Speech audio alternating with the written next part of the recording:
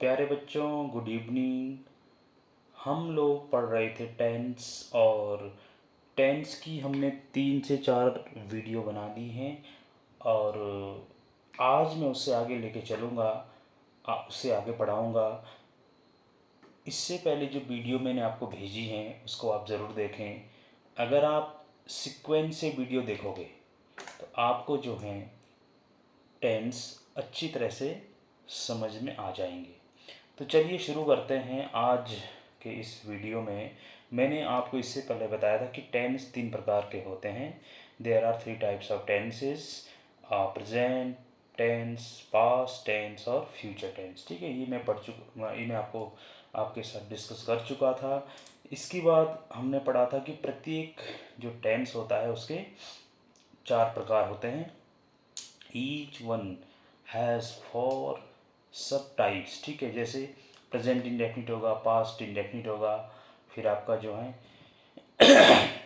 Present indefinite, past indefinite, फिर आपका जो है फ्यूचर इंडेफिनिट। देख रहे हैं आप लोग। इसके बाद आपका होगा प्रेजेंट कंटिन्यूअस, पास्ट कंटिन्यूअस, फिर फ्यूचर कंटिन्यूअस।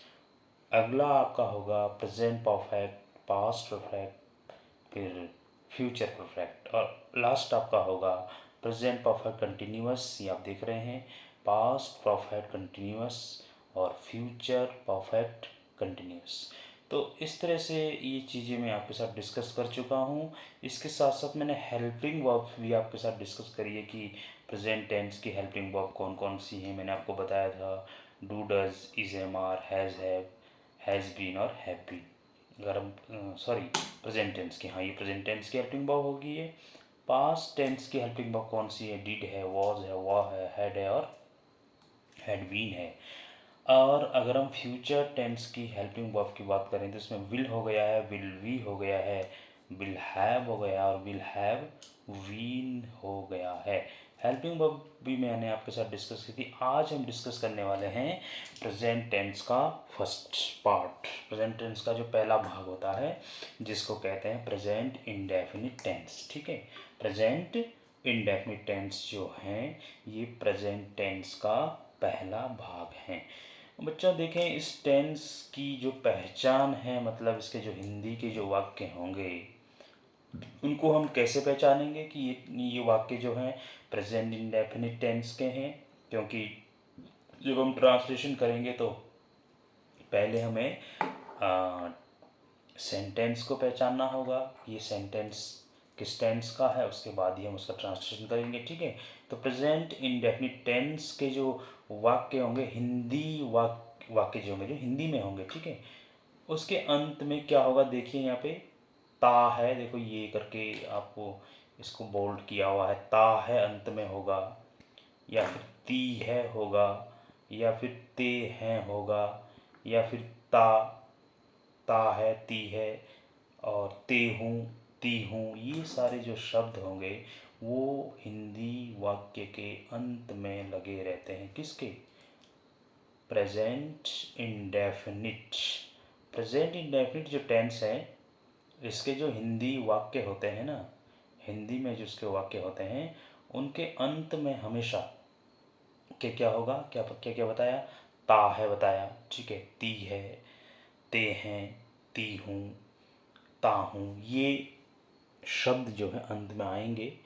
देखिए जैसे कि यहाँ पे भी लिखा हुआ है कि इस टेंस में मुख्य क्रिया के साथ ता ते ती का प्रयोग होता है। ता ते ती, देखिए ता ते ती जो मुख्य क्रिया होंगी, जो मुख्य क्रिया होंगी उसके साथ किसका प्रयोग होगा? ता ते ती। मुख्य क्रिया से मतलब आप समझते हैं, जैसे यहाँ देखो सीता नाचती है, यहाँ पहले यहाँ देखो राम घूमता है, ठीक है, तो ये घूमता है, घूमता जो है ना ये मुख्य क्रिया है, ठीक है ना। तो मुख्य क्रिया में क्या लगा है? ता, ठीक है। आगे हमने देखा सीता नाचती हैं, यहाँ पे मुख्य क्रिया क्या है? नाचती, तो नाचती में क्या लगा है? ती, ठीक है। लोग घूमते हैं, यहाँ पर मुख्य क्रिया क्या है? घूमते, ठीक है, तो घूमते में क्या लगा है? ते। देखो आपको बहुत आसान सा एक आपका आसान सा एक तरीका बताया है कि किस तरह से आप प्रेजेंट इंडेफिनिट टेंस के सेंटेंसेस को पहचानोगे। सबसे आसान तरीका है देखिए क्या आसान तरीका है कि इस टेंस में मुख्य क्रिया के साथ ता ते ती का प्रयोग होता है। जब आप हिंदी में वाक्य देखोगे ना, जो वहाँ पे मुख्य क्रिया होंगी, उसमें या तो ता होगा या ती, जैसे नाचती, खाती, ठीक है, पढ़ती, ठीक है ना, और करती, ये सब सब में, इसके सब में जब आप देखोगे सब मुख्य क्रियाएं होंगी ना। इसके अंत में क्या लगा होगा, ता ते और ती का प्रयोग होता है। ये सबसे अच्छी पहचान है, ठीक है। आपने इसका एग्जाम्पल देख लिया है, राम घूमता है, यहाँ पे मुख्य क्रिया घूमता है ना, तो ता आ गया है। सीता नाचती है, यहाँ पे ती आ गया है। लोग घूमते हैं, यहाँ पे ते आ गया, ठीक है ना। अब अगर हम ये जो पहचान तो हम गए, हमने बहुत आसान सी पहचान पढ़ी है कि हम प्रेजेंट इंडेफिनिट टेंस के वाक्यों को कैसे पहचानेंगे। कैसे पहचानेंगे भाई, कि जो प्रेजेंट इंडेफिनिट टेंस के जो वाक्य होंगे, उनमें जो मुख्य क्रिया होंगी, एक तो आपकी सहायक क्रिया होती है। सहायक क्रिया में आपसे जो है डिस्कस कर चुका हूँ पहले वाले वीडियो में। मैं मुख्य क्रिया की बात कर रहा हूँ कि जो मुख्य क्रिया होंगी, उसके अंत में उसके साथ क्या होगा, ता ते और ती जुड़ा होगा, ठीक है। आगे देखिए, सबसे पहले हमने आपको बताया था कि टाइप ऑफ सेंटेंसेस की हमारे पास जो वाक्य होते हैं उनके कितने भेद होते हैं, मैंने आपको बताया था। पहला हमारा अफर्मेटिव होता है, बताया था ना, अफर्मेटिव, ठीक है।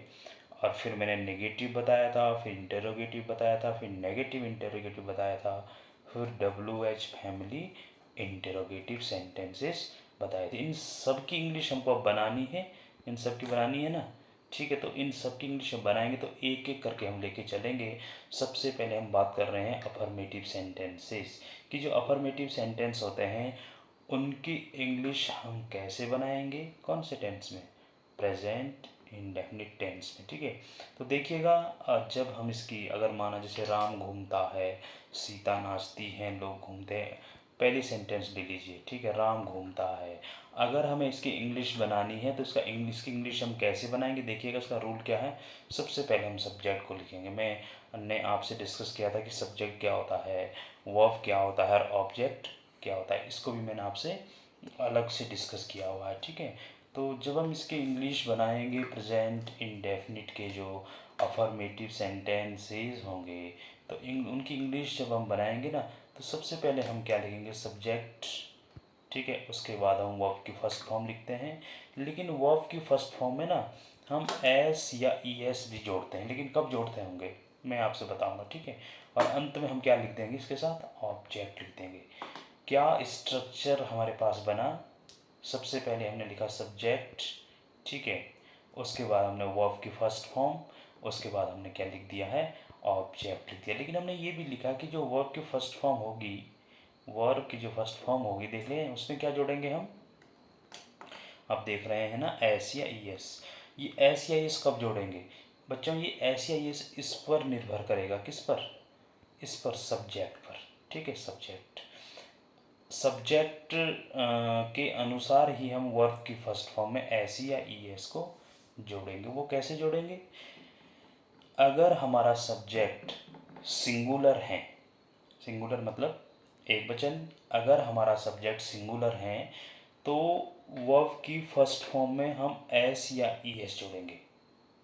कौन सी कंडीशन में जोड़ेंगे जी, जब हमारा सब्जेक्ट सिंगुलर होगा तो तब जो है हम क्या करेंगे, वर्ब की फर्स्ट फॉर्म में क्या जोड़ देंगे, एस या ई एस। एस या ई एस कैसे जोड़ेंगे, एस को जोड़ेंगे या ई एस को जोड़ेंगे, इसका भी मैं आगे आपके साथ डिस्कस करूँगा कि कहाँ आपको एस जोड़ना है और कहाँ आपको ई एस जोड़ना है, ठीक है। तो सब्जेक्ट हो गया, वर्ब की फर्स्ट फॉर्म हो गई, इसमें हमको या तो एस जोड़ना या ई एस जोड़ना, और अंत में हम क्या लिख देंगे, ऑब्जेक्ट लिख देंगे, ठीक है ना, ठीक है। और आप देख सकते हैं एस या एस का रूल हम आपको बता रहे हैं कि एस या एस का जो रूल है, कब हम जो हैं क्या करेंगे, जो मुख्य क्रिया है कब हम उनके अंत में जो है एस या ई एस जोड़ेंगे, कब एस जोड़ेंगे और कब ई एस जोड़ेंगे, ठीक है। इसका कुछ नियम बच्चों यहाँ पे बताया गया है, वो मैं आपके साथ अभी डिस्कस करूँगा, ठीक है। देखें क्या लिखा है, when to put E S with main verbs, कि मुख्य क्रिया के साथ ई एस कब लगाएंगे, जो हमारी मुख्य क्रिया होंगी उसके साथ when to put ES with main verb की जो मैन वर्ब होगी उसके साथ हम ES कब जोड़ेंगे, ठीक है, कब जोड़ेंगे। एक रूल तो हमने आपको बता दिया था कि भाई अगर हमारा सब्जेक्ट सिंगुलर है तो हम जो मैन वर्ब है उसमें हम S या ES जोड़ेंगे, ठीक है। और अगर हमारा प्लूरल है, अगर हमारा सब्जेक्ट प्लूरल है तो हम क्या करेंगे, जो आपकी मैन वर्ब है उसमें हम S या ES नहीं जोड़ते हैं, ठीक है ना। सब्जेक्ट सिंगुलर है तो वर्ब की फर्स्ट फॉर्म में S या ES जोड़ेंगे, और अगर सब्जेक्ट सिंगुलर है तो S या ES जोड़ेंगे, और अगर प्लूरल है, ठीक है, तो S या ES नहीं जोड़ेंगे, ठीक है ना। तो लेकिन जो आप जानते हैं जो वर्ब की फर्स्ट फॉर्म होगी ना वो अलग अलग होंगी ना। माना कहीं रीड है, ठीक है, कहीं ईट है, कहीं डांस है, कहीं गो है, तो उसको भी हम जरा साथ में एक बार देख लेते हैं कि कौन कौन सी मैन वर्ब के पीछे ES जुड़ता है और किसके पीछे S जुड़ता है, ठीक है। देखिएगा, when to put ES with main verbs, मुख्य क्रिया के साथ ES कब लगाएंगे, आप देख रहे हैं with the main verb ending with letter O, अर्थात जिन मुख्य क्रियाओं के अंत में अक्षर O होगा, ठीक है, जिन मुख्य क्रियाओं के अंत में क्या होगा जी, O होगा, अंत में होना चाहिए ना, अंत में, ठीक है, उसमें हम क्या करेंगे, उसमें हम ES जोड़ देंगे। आप देख रहे हैं, अगर हम आप एग्जाम्पल आपको हम दिखा रहे हैं तो आप देखिए यहाँ पे गो था, हमारा मैन वर्ब गो थी, अब गो के अंत में O है ना तो हमने ES जोड़ दिया तो गोज बन गया, ठीक है। वैसे डू हो गया, ठीक है, डू हो गया, ठीक है। डू हमारी मैन वर्ब थी, और चूँकि जो डू है वो उसके अंत में O आ रखा, DO अंत में है तो ES जोड़ देंगे तो ये डज बन जाएगा, ठीक है ना।